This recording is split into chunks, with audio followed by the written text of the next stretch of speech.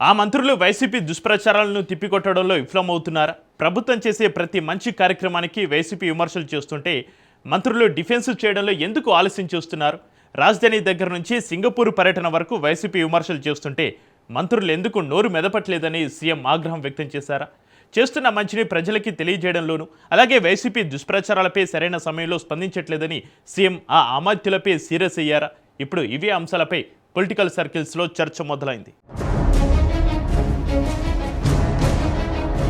AP ముఖ్యమంత్రి నారా చంద్రబాబు నాయుడు మంత్రులకు పరిపాలన, రాజకీయ అంశాలపై స్పష్టమైన దిశానిర్దేశం చేస్తున్నారు. మంత్రులు నిరంతరం ప్రజల్లో ఉండాలని, క్షేత్రస్థాయిలో సమస్యలను పరిష్కరించాలని ఆదేశిస్తున్నారు. ప్రతిపక్షం చేస్తున్న తప్పుడు ప్రచారంపై మంత్రులు వెంటనే స్పందించాలని అన్నారు. మొత్తంగా క్షేత్రస్థాయిలో పనులు వేగవంతం చేయడం మరియు రాజకీయంగా ధీటుగా సమాధానం చెప్పడంపై చంద్రబాబు ప్రధానంగా దృష్టి సారించారు.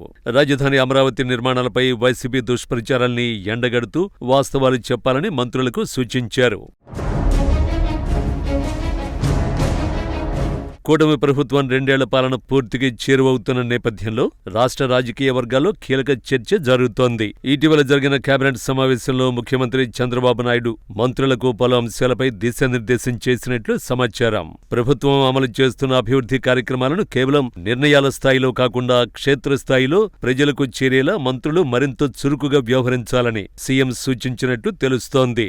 అదే సమయంలో ప్రతిపక్ష వైసీపీ ప్రభుత్వంపై చేస్తున్న విమర్శలకు మంత్రులు సమర్థంగా స్పందించడం లేదని సీఎం అసంతృప్తి వ్యక్తం చేసినట్టు సమాచారం. అలాగే ప్రభుత్వ కార్యక్రమాల సమయంలో చోటు చేసుకునే చిన్నపాటి వివాదాలు కూడా సోషల్ మీడియాలో పెద్ద ప్రచారంగా మారుతున్నాయని, వాటిని నివారించేలా సమన్వయంతో పనిచేయాలని ఆయన హెచ్చరించినట్లు సమాచారం.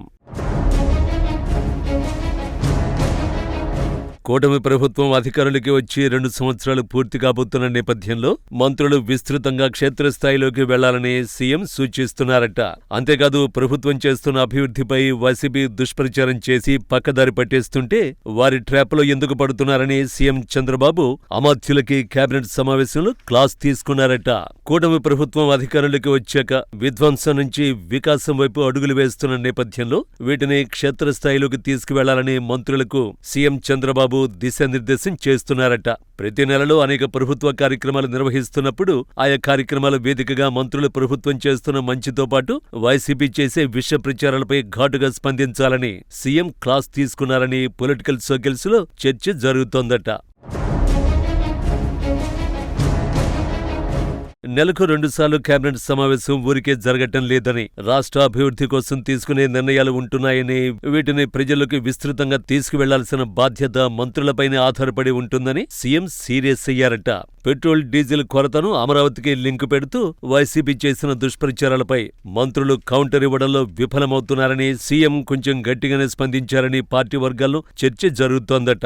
ఉత్తరాంధ్ర నుంచి రాయలసీమ వరకు ఆయా ప్రాంతాలకు అనుగుణంగా పెట్టుబడులు వస్తున్న నేపథ్యంలో ప్రతి ఒక్క మంత్రి ప్రజలకు తెలియచేయాలని సీఎం అమాత్యులకు దిశానిర్దేశం చేశారని సమాచారం. పెన్షన్ కార్యక్రమం నుంచి రైతుల పట్టాదారు పాస్బుక్ల పంపిణీ వరకు ప్రభుత్వం కార్యక్రమాలు చేస్తుంటే మంత్రులు మాత్రం క్షేత్రస్థాయిలోకి వెళ్లడం లేదనే అంశాలు సీఎం చంద్రబాబు కేబినెట్ సమావేశంలో లేవనెత్తారట. మంత్రుల సింగపూర్ పర్యటనను సైతం హాలిడే ట్రిప్ అంటూ వైసీపీ చేసిన ప్రచారాలను సైతం ఖండించాలని సీఎం దిశానిర్దేశం చేశారట. సింగపూర్లో రాష్ట్ర అభివృద్ధి కోసం ఎలాంటి అధ్యయనం చేశారనేది ప్రజలకి తెలియచేయాలని, అలాగే వైసీపీ పెట్టుబడులు తీసుకురావడంలో విఫలమైందనే అంశాలు క్షేత్రస్థాయిలోకి వెళ్లాలని సీఎం సూచించారట. కూటమిలో అందరినీ కలుపుకుంటూ ముందుకు వెళ్లాలని, అలాగే ప్రభుత్వ కార్యక్రమాలలో కుర్చీల కోసం, ఫ్లెక్సీల కోసం ఘర్షణలు జరిగితే వాటిని వైసీపీ పెద్ద ఎత్తున సోషల్ మీడియాలో ప్రచారాలు చేస్తారని, అలాంటి వివాదాలకు దూరంగా ఉండాలని మంత్రులకు సీఎం సీరియస్ గా చెప్పారని టాక్ నడుస్తోంది. మరి రాబోయే రోజుల్లో మంత్రుల పనితీరు మార్చుకుంటారో లేదో వేచి చూడాల్సిందే.